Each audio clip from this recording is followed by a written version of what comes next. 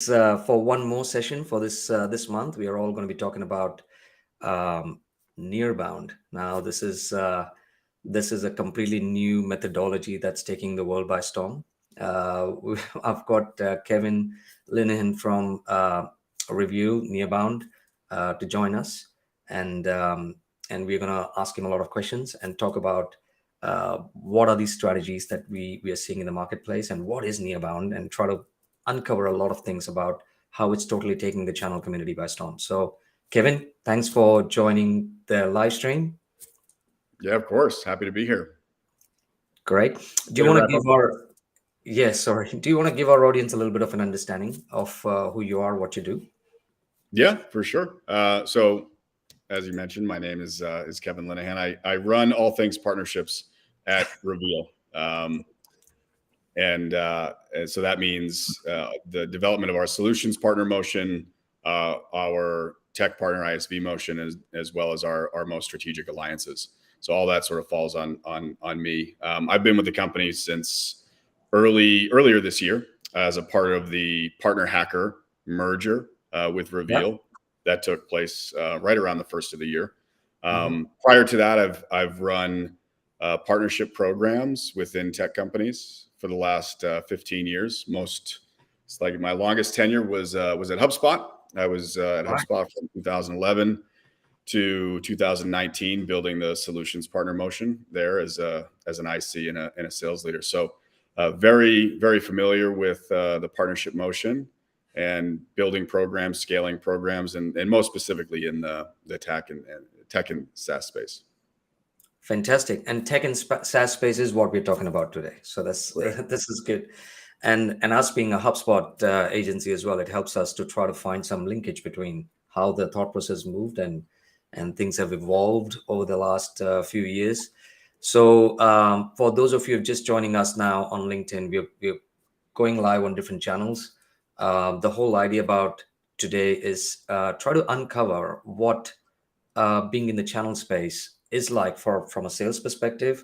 How can your direct reps coordinate better with your partner community and understand what are the best ways to go to market? And again, Nearbound becomes one of the key areas that is really evolving and getting quite a bit of ground in there. So um, how about we just, Kevin, jump into it and we start talking about what Nearbound actually is from a concept perspective, so people get a bit of an understanding of what are we talking about here, right?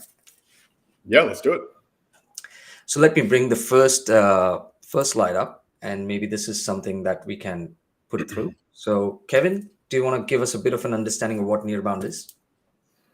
Absolutely. So where we'll start is that Nearbound is not a fancy new word or Reveal's effort to redefine partnerships. Um, Nearbound is very much a go-to-market motion. And when you think about where we've come from over the last decade and a half, 2 decades, right? We've really transitioned from the outbound era of sales, where everything was outbound, cold calls, a lot of emails out, right? Trying to find those diamonds in the rough, those great accounts that obviously we wanted to sell into. And as I mentioned, I was early at HubSpot, and right around that 2010 2011 timeframe, we saw the emergence of inbound, and where content and creating content at a high velocity, good content, helped companies get found and turned websites into their own lead gen engine, right? Mhm. Um, and over the last 10 years, we're really living in this, as my CMO Isaac Morehouse likes to say, an info apocalypse, where we are overwhelmed with content. No longer can you simply expect to create content and be the primary source of of how to get found for a particular topic, or expect folks to convert on lead forms in exchange for content that they want to read, because there are so many other options and paths to get that information. And so now inbound and outbound are really facing a crisis, right? They're not working nearly as well as they did even just a few years ago, even just last year for that matter, right? We're seeing sales reps and overall sales targets be missed by wild margins, things we haven't seen in a very long time. And so enter the Nearbound era. What is Nearbound? Nearbound, very simply put, is leveraging the relationships and the partnerships and the trust that your buyers already have in order to drive your conversations forward, right?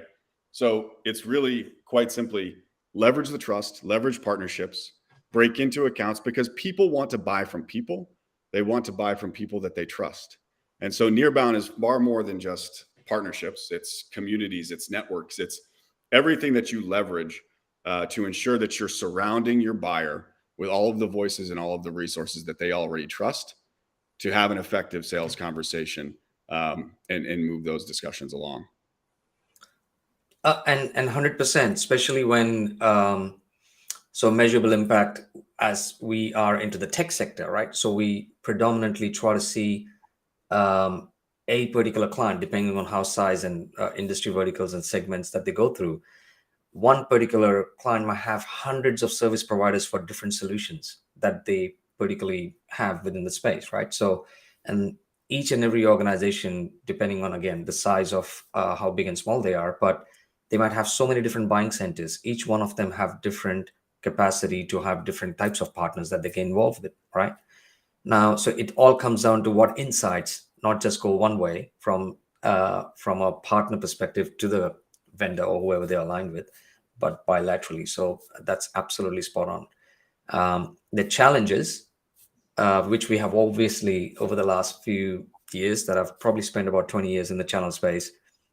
How do we do that, right? That has always been the question. Like, right, we talk about this at a conceptual level, it sounds great, but then how do we do that, right? What does it take to apply, and who is it suitable for? So it's quite interesting. So the more I've researched over the last few years, few weeks, I've started to understand. So let's talk about a little bit about the old ways people have been doing things and how the buyers' sentiments have changed and how the buying has gone through it. Yeah, I don't want to belabor the points on this slide. I think generally it's relatively straightforward and dovetails off of what I was just talking about. But the old world was what we like to call the how economy, when your buyers were leveraging Google and search to find solutions and compare product specs. The content that was being produced was by the companies that were promoting their own technology and strategies and vision, et cetera. The best content won, right? And was most findable, right? You were most discoverable. And the buyer believed in your product through all of this research that they were doing. And so, like I said, the infopocalypse, so much content, everyone's flooded. We've really moved away from the how economy to this who economy, where buyers are asking these questions of who they trust most. Who else is using the solution? What are the relationships that we have that we rely on to make decisions? The best network wins, not the best content any longer. And the buyer identifies with the person or the company that has gone before them and accomplished the same thing that they're trying to accomplish. They've been to the place that they, as you as a buyer, want to go. And so it's very much centered around who's done this and not necessarily how to do this. Of course, the how, the element of the how still very much exists because everyone has to execute. But as far as the buying decision goes, and deal cycles and sales process, et cetera, it very much relies on the who. So again, partnerships, community, network, it's all about leveraging these in the who economy, in our opinion. And absolutely right, because again, coming back to the earlier point that you mentioned earlier, is having that trust with the existing service providers, whoever they are and whatever they have engaged you with, only amplifies based on how they're able to troubleshoot whatever you're trying to do, right? And a lot of that comes down to, of course, your understanding of different solutions and whatever your objectives are changes, but the reliance on your current whatever projects you have with them it totally changes the dynamics of how it could be introduced into those new accounts. And this is what really got me thinking, right? That's great. We've always talked about one way of streamlining this process, saying, right, all the partners, whoever comes up with an opportunity, then they pass those to the deal reg system, into whatever partner Right. ecosystem that you've built, and then the deal reg just goes into it. And this is not, we're not just making this up. These are like proper evidence. And I think there is a slide about that as well that actually proves us that um, how things are turning up or tuning up. Like the way people are trying to build resonance and integration is changing. Like even if you look at this, we see up to 10,000 ad impressions a day. Like how the hell are we supposed to, like the clutter is just beyond me. And I think the other day someone was saying the attention span is gone down to like 3 seconds or 4 seconds. No matter how sexy your content, but if there is, like, you end up spending 7 8 hours a week looking through various just videos, I'm not even talking about other contents and ads. That's the level of impressions we're getting as a human being, average human being. How are we supposed to try to find any other way? And this totally changes the dynamics. It does. I think that all of these statistics here are probably wouldn't surprise anyone watching right now. Frankly, right? It's a little bit hard to comprehend, but it's not surprising. And so, it's really about what is the response to this. And I think that I like the last bullet the most, with Andreessen, Bessemer, OpenView, all recognizing that partner-led growth is the way of the future. 100%, 100%. And it like I'm seeing announcements on literally on a daily basis. Like some of the really big companies have already gone and decided to go 100% partner led. I think a couple of days ago there was Dell who has come down with a new announcement that they're now going to be completely partner led 100%. That's a big deal, man. It's not easy. So Right. it's not just a carrot, it's a carrot and a stick together where they're trying to build that I guess a discipline within their organization. So the resonance is there. They know the problem. They just want to make sure they're trying to drive the same behavior within the company and discipline. And this is where thought process like or methodology like Nearbound totally amplifies their efforts. So what if we then say, right, conceptually, it sounds great. We are talking about Nearbound. I understand that it's partner led. When I say partner led, it's partner assist, right? Let's call it that way, right? It's partner assist. Everything is all about partner assist. Um, how do I know I'm the right organization for it? So how do we qualify? Who would this benefit? I think simply put, right, you are a business, Mm-hmm, be it large or small, that mm-hmm, understands the importance of building your channel and mm-hmm, building partnerships. mm-hmm, Um, Now, I know that there are a lot of reseller motions and distributor motions out there where data sharing is actually quite a sticky topic. I think that the willingness to share and be open, mm-hmm, exchange information, and seek a bi-directional value exchange with your partners mm-hmm, is a pretty important prerequisite here, right? Like we've run into to vendors that have resellers where the only way of generating revenue for that reseller is by reselling the product. And so there's a strong hesitancy mm-hmm, to share data, share accounts with the vendor because they don't want to get undercut. And I think that that certainly makes this process more difficult. But for channel organizations, partnerships of many shapes and sizes, those that want to go to market together, to co-sell together, to share information for the benefit of both parties. mm-hmm, Um, Nearbound you're already doing Nearbound, or you're pretty darn close to it at least. And I think that that's where it fits. So you look at some larger enterprise and more legacy channel motions, absolutely Nearbound. Smaller, leaner startups that are building a partner-led or partner-first culture within their organization, mm-hmm. all about Nearbound. So it fits in a lot of different ways, but I think it does very much hinge on the willingness to share and drive value bidirectionally. Right.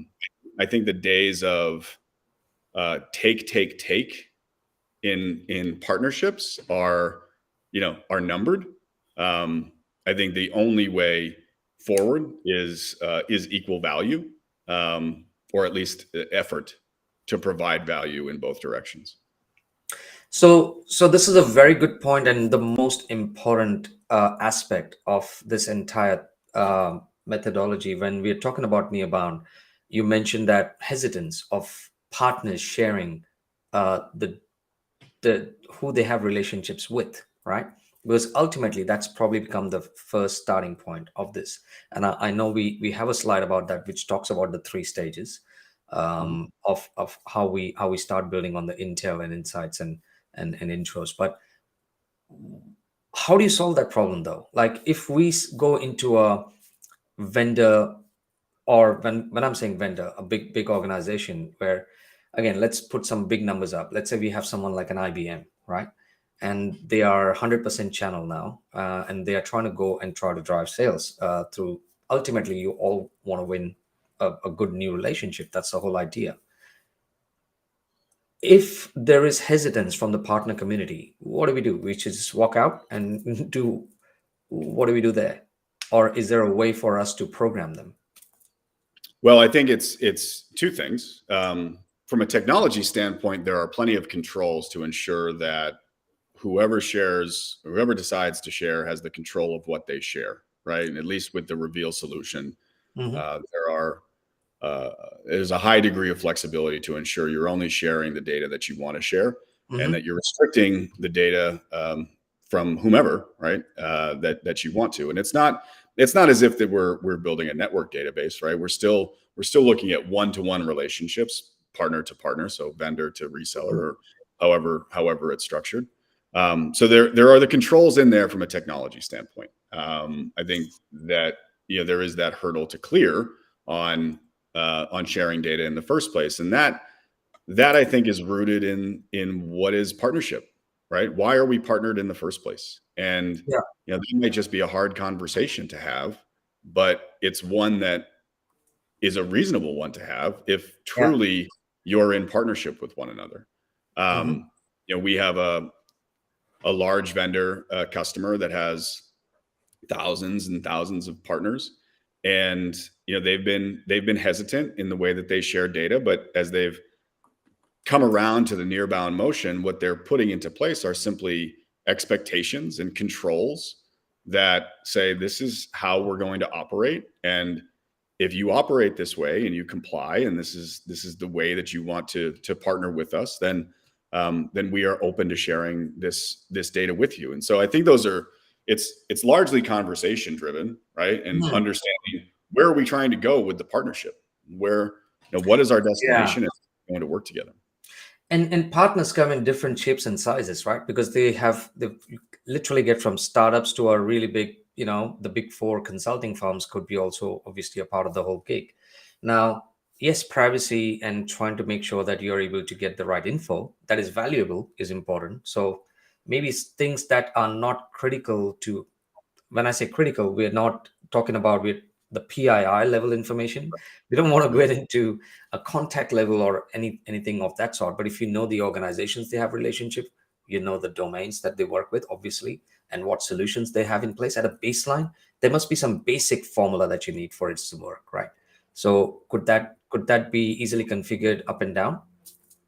Absolutely. Yeah. Easily configured as far as a basic formula. Really quite simple to say, this is the extent of information that we are willing to share, and this is what we're not willing to share, and this is why.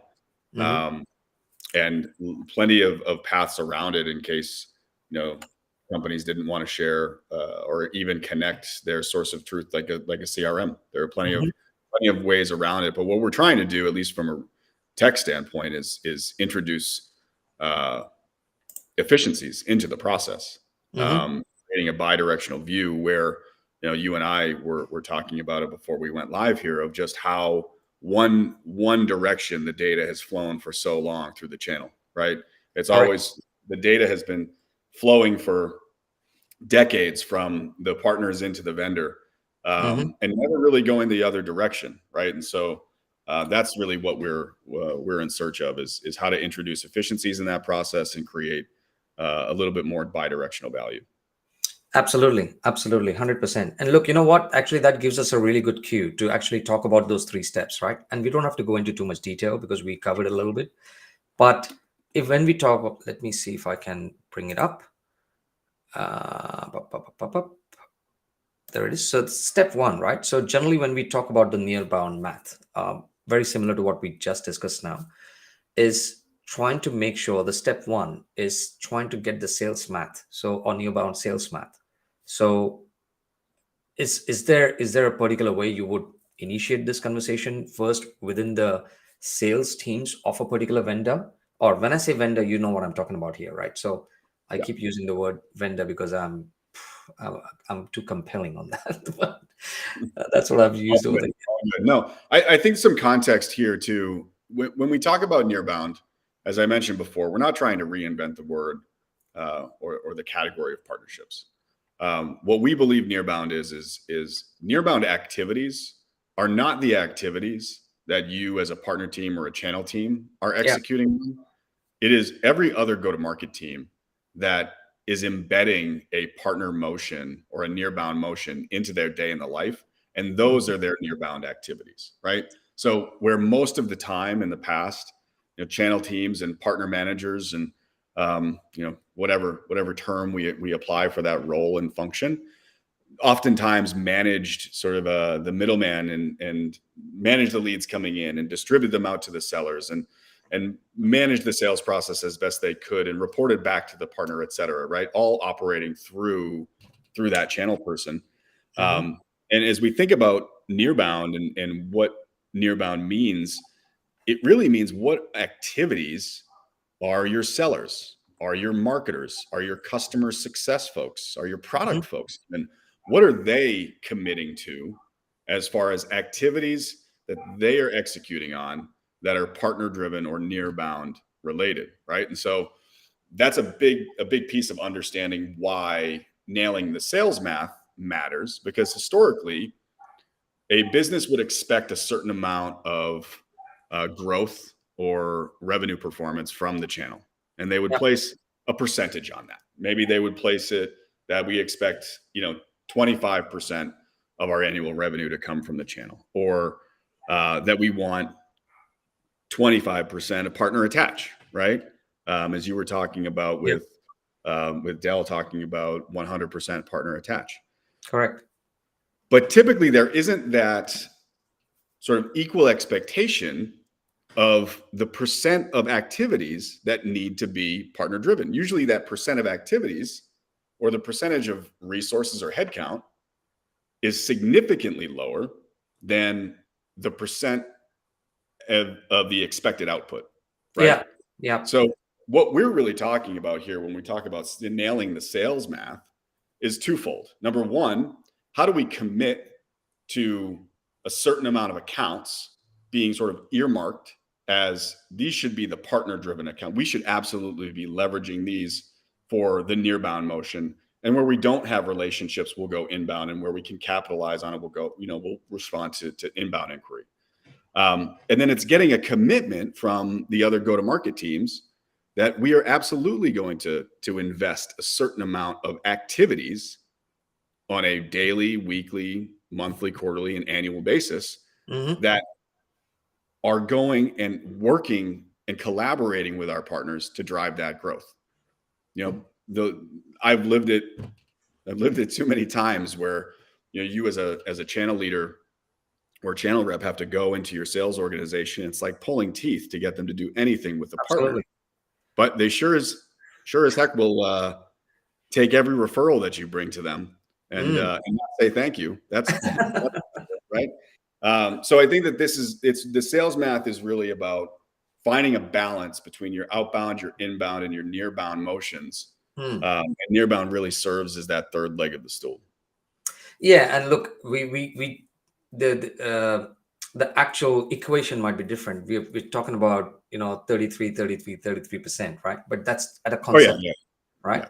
But if they do say, right, I've got 30% of my entire channel business needs to come from channel, right? So they generally, what I like about this whole thing is we're not just talking about channel managers getting involved. We are actually talking about sales executives or actual client facing reps. So your direct reps who are actually getting involved in this process, and we are getting their account planning, saying which is your 33% here or whatever Mhm. 40% of your account plan that should go through the partner ecosystem, Right. right? And that's where you start creating the linkage, saying this 40%, let's now find out how many of those actually have relationships with your existing partners, right? We're trying to link them backwards. This is the beauty of it. And look, on And paper, it sounds easy. Sorry. and I think it's important that the responsibility of initiating that motion also falls on, and we're talking about nearbound sales, falls on your sales team, right? Yeah. It's saying, not only am I looking at this data in my account planning, in QBR processes, for example, Yeah. but I'm actually the one clicking the buttons in my CRM saying, I need your partner's help. I need this partner's help to break into this account. How can they help me? Right. And it's not the channel manager going to the sales rep and saying, hey, you should really think about leveraging this partner to break into this account. And it completely changes the dynamic, right? And it's a 100%. massive culture shift, but when that shift happens, it's pretty powerful. 100%. And there's a good chance the partner might not know exactly the same buyer persona that might need that particular solution, but at least they have got the network effects where they're able to get into the account and try to leverage to go. Now, of course, that needs to monetize for the partner for them to be motivated enough to go and drag and drop other things that they're doing with a particular client and then move, whether they're an existing client or a past client or something that in the prospect space, it just adds more value as long as it's sort of relevant to what they're trying to do.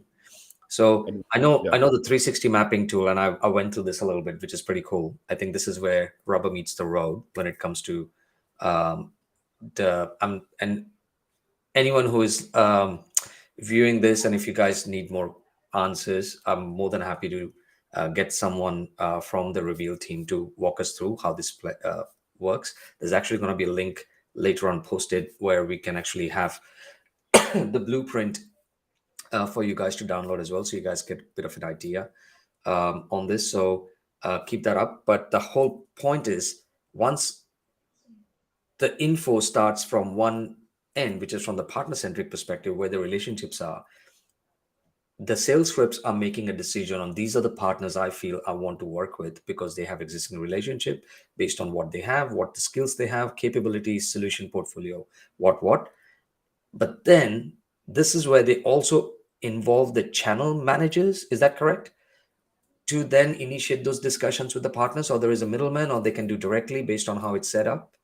that is, yeah. As far as the technical application, I think that will vary organization by organization of the access that a sales rep or a sales leader has to the partners directly, or whether or not they want to continue to use the channel managers, the partner managers as a go-between.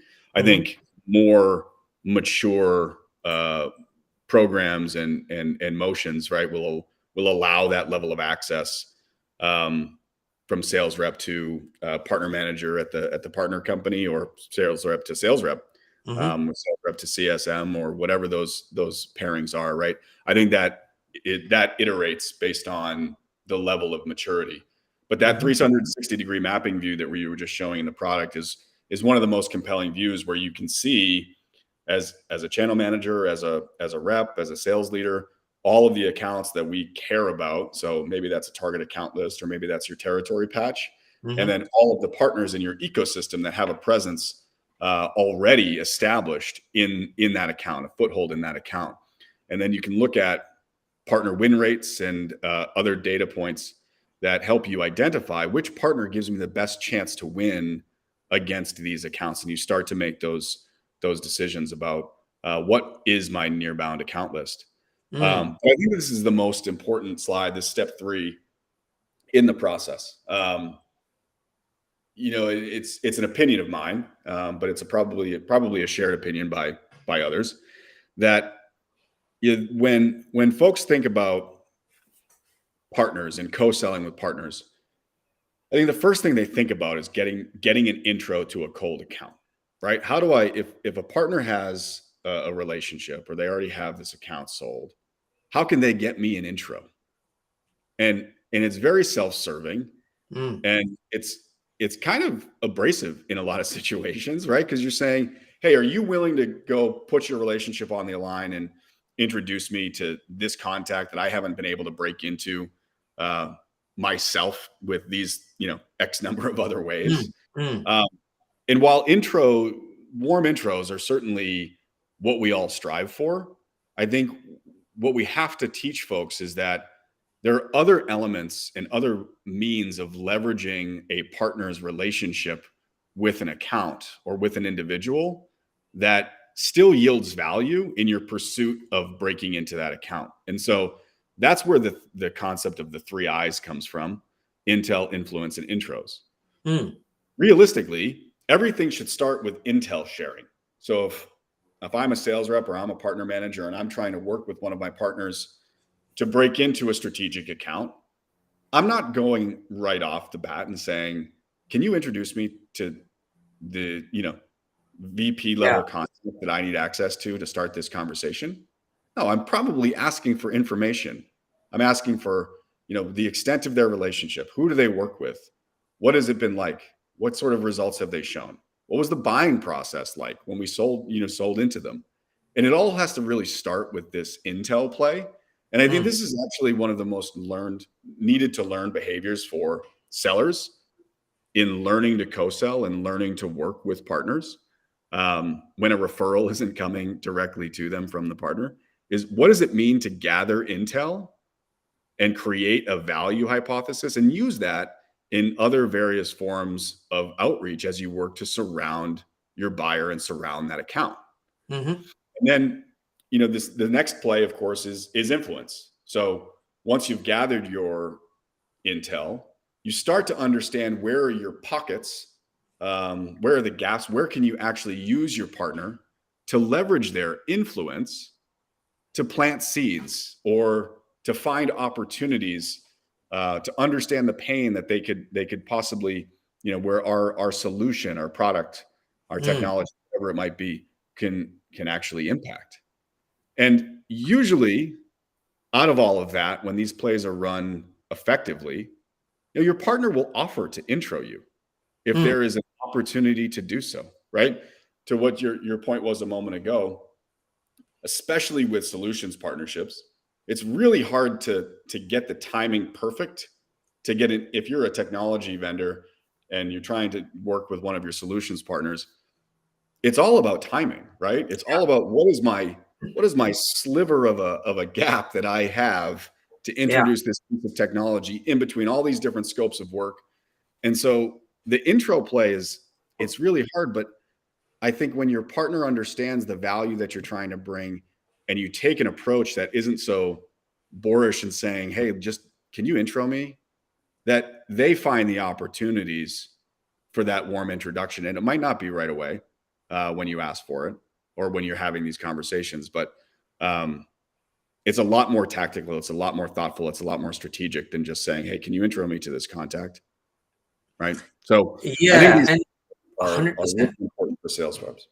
I 100% agree with you because a lot of times, and look, effectively, yes, it is going to be a numbers game if you call it in the long run.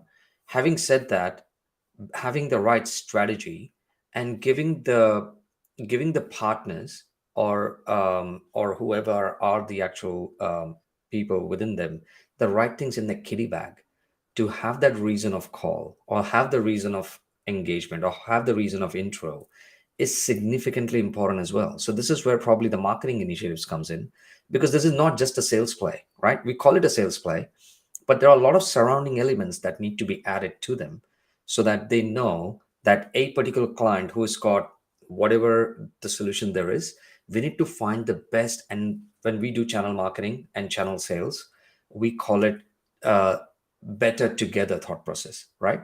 A better together thought process is when certain incumbent clients have got certain solutions already, and there is a better together or an add-on element to another solution that just fits perfectly as that's just, I mean, it's the no-brainer. That's literally, you can go in market with it. Like with this kind of initiatives, the amount of conversions that can give you, as I can't even put a number to it, but it's just significant, right? Well, Because that's what the we story is see compelling. it, Yeah. from an ISV partnership program standpoint, right? Hmm. Integration partnerships, we see a lot of customers of ours leveraging their marketing automation solution to identify, hey, here are our accounts, of course, our customers, and here are the customers of our partner where we have a really amazing integration that drives a lot of value and, of course, a lot of stickiness, Correct. customer account. And they're looking at the delta between those customer counts and the total number of installed integrations. And they're saying, give me the delta, the list of those accounts, and we're going to run marketing automation campaigns to them, solely focused on the value that they would or should be extracting through the integration, should it have been installed. And so really pushing for that through an automated way. But it starts with the data set, right? You need to be able to know what specific accounts to target with very, very specific language, and making sure that they have the right tools or levels of a product, for example, in order for that messaging to make sense. And so all of that lives in that mapping data. And then anytime that new companies accounts get added to that list, right? One customer buys another partner's technology. Now it's an automated, workflow, as you know from HubSpot, right? Smart lists and workflows, and all of a sudden now you're staying very much on top of that motion, and you're eliminating the manual process and inefficiencies, and making sure that all those customers are driving integrations. So there's a lot of really interesting ways to leverage the marketing tech stack to use this data, to your point, beyond just the one-to-one selling motion. Absolutely. And it's just going to drag and draw, rather, instead of drag, draw the right kind of elements and behavior to make sure that there's it's more strategic, I guess, because 9 out of 10 times I've worked with so many vendors in the past, and I've got vendors who've got thousands of partners, right? But like 1% of them are probably really active in doing something. 99.9% of the rest are probably just opportunistic or once in a while dormant partners, right? So you need to be able to save energy of your channel team and your sales team to identify partners who are active and know that where they want to go with it. Otherwise, it's always going to be that chicken and an egg conversation, right? So speaking of some clients, I know we are a little bit over time, but I'm happy to go a little bit further. Do you want to talk quickly about a couple of success stories that you guys have seen? And I know this is at the very early stages of this entire initiative. You guys have launched this how long ago? A year and a half bit? Yeah, I think we're coming up on roughly 2 years as a company. Okay. That's the number. Number is 2 years. And how many clients do we already have who have straight away jumped onto this entire thought process, Kevin? Yeah, so we have Reveal has about 10,000 companies in the network, right? It's a very network based business model, right? Where you come on to Reveal and you connect with your partners onto Reveal, and really low barrier to entry for your partners to come into. So yeah, roughly 10,000 are in the Reveal network. Fantastic. That's incredible. And hopefully a lot from ANZ. We can, I'm sure, I'm very keen to see where we can come and jump in and help them. But the idea is, you are seeing a lot of run-throughs. I know there are a couple of case studies, or let me see if I can bring them up. Yeah, bring them up. I'm not sure which ones Isaac put in the in the deck, so we'll take a quick look. And I'm glad you brought Isaac up very well. So anyone who is wondering why Kevin is here and Isaac's not, so Isaac's just been I don't know how I forgot to mention this at the beginning, but Isaac's not well today. Is taken ill, and Kevin, kind-hearted soul who has taken last-minute jump onto this without trying to go through the slides, and we have put him on the spot a little bit. But yeah, Isaac, I don't know if folks in the region know Michael Jordan and his flu game, which has gone down in historic lore and basketball. I was suggesting Isaac give a shot at his flu game, and I don't think he was even up. Hey, don't worry. We'll put him on a pedestal at some stage, and at least he told me that at least you're gonna get the more good-looking and more knowledgeable version of it. So hey, thank you for jumping on this. So a couple of things that you mentioned, and again, I don't want to make this a very case study thought process, but some success stories or some things that you've learned where you felt, wow, this could literally turn around the tide. Yeah, I think we've got a few case studies, and I don't know if you aim to share the deck with the audience or not, but typically what we're seeing is number one, companies are identifying the revenue potential that they didn't know existed, right? And there's a lot of ways to activate the data, but that's one of the metrics that the Reveal solution will show once your account mapping is identified. It's highlighting average deal size. It's highlighting average win rate based off of the data that the system is being fed from your source of truth, and it's calculating based on the information, right? What is the revenue potential here with this partner? And so we see a number of companies really overperforming against historical years with certain partnerships because they recognize just how much more of the pie there is to work on together. And so we've got a few case studies, of course, that really highlight the overall revenue growth and year-over-year comparisons after using a solution like ours. I think anecdotally, what we've tended to see is once the data has been exposed to the higher ups in an organization, so your SVP and C levels, right, and they understand what their metrics are when there's a partner assist or partner attach. Now they start to say, all right, if we're closing or if we have open deals and there's no partner attach, I want to know why, because we know that there are existing relationships in these accounts, and we know when a partner is attached to the deals, they close X% higher than our direct sales motion. So, we have CROs saying to their teams, tell me why you don't have partners attached to this deal, because it doesn't make sense to me why we wouldn't be leveraging that relationship. And so it's become more and more of a mandate across these go-to-market teams to leverage this data and to leverage partnerships, which was never really the case, right? Like I think we always took for whatever it's worth that, yeah, we knew partner deals closed at a higher rate, but I think some folks didn't know if it was worth all the quote unquote trouble that partners brought with the deals, right? And so we've got a lot of great success stories in that sense of just total change in mentality, total change in culture, in addition to the revenue performance that's come from it, both from a pipeline and close one perspective. That's crazy, and good to know that the adoption is taking on, right? So of course there's going to be a journey for everyone to start adopting to the mindset and starting to take it further, but this is incredible. So Kevin, I won't take too much of your time. I know we've gone through a lot of things. Is there anything that you think we did not discuss about overall methodology or how things are going with Reveal and of course the Nearbound? I think we make it really easy to get started with Reveal's technology. So I encourage anybody that's at least curious to what we're doing to come check us out. And we've really prided ourselves on the extent that we offer ourselves and our services to help new users get set up and figure this out. Mm-hmm. And we talk a lot about partnerships, right? And I mentioned it sort of at the top of the call when defining Nearbound.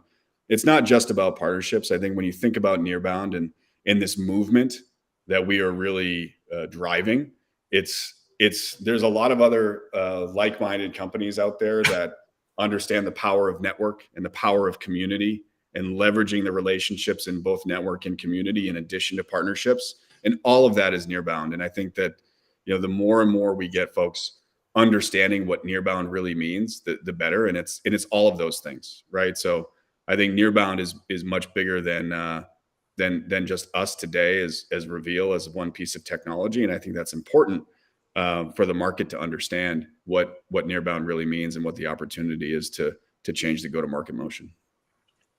Absolutely. And this is why it is so nice speaking with you on this topic, because it's very close to our heart, especially from a measurable impact perspective. We've been on for this for last 8-9 years. We've been working with various vendors and tech sector, specifically tech, telco, and aligned sectors. Um, helping clients go through the entire journey from partner journey. I'm talking about. It's we have engaged with them at different stages, but there was obviously that little gap that we found at the transact stage where we didn't know what we didn't know, and how do we gather?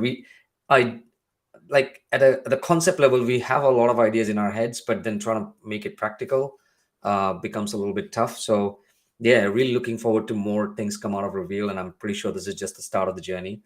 There's going to be a lot of add-ons and all that. And I remember even HubSpot, because since we're an HubSpot agency, there were a lot of ways that simplified a Nearbound approach, which probably you guys didn't even think about it at that stage. But you remember you used to register a link or register a domain with a particular client. That's technical, unless you did that, Kevin. I don't know. But whole thing was to bring on clients where you have existing relationships and we start working through them. So let me just quickly see if there is any comments or questions we have from any of our audience on LinkedIn or Twitter or Facebook. I'll just open up the slide. I'll give it a minute or so if anyone wants to ask any questions to Kevin while he's here. If not, we'll close the call today, and Kevin will chat more. Absolutely. Okay, nothing. All right, Kevin, thank you so much again, one more time. And we will give a bit of a heat to Isaac when he feels better. Yes. He owes us 2 beers each now, so we'll we'll talk to him when I he's think back. he actually promised me a bottle of whiskey, so I'm gonna hold him to that. I think that sounds that sounds very fair. All right, cool. So thank you so much for your time. I'll end the stream now, and we'll talk you guys too soon. Until then, happy